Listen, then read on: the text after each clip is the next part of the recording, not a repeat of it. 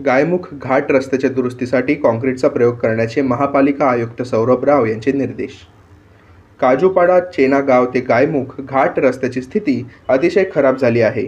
नागरिकांना त्याचा त्रास सहन करावा लागत आहे। या रस्त्यावर केलेली दुरुस्ती पावसाळ्यात टिकून राहावी यासाठी रॅपिड हार्डनिंग काँक्रीटचा प्रयोग करून या घाट रस्त्याची तातडीने दुरुस्ती करावी असे निर्देश ठाणे महापालिका आयुक्त सौरभ राव यांनी दिले आहेत।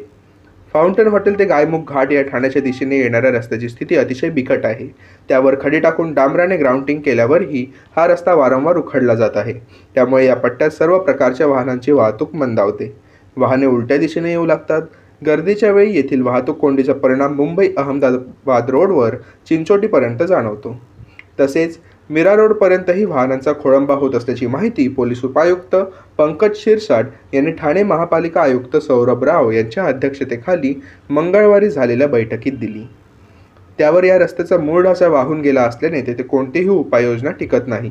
मात्र वाहतुकीच्या सोयीसाठी वारंवार रस्त्याची दुरुस्ती करत असल्याची माहिती मीरा भाईंदर महापालिकेच्या सार्वजनिक बांधकाम विभागातील कार्यकारी अभियंत्यांनी दिली।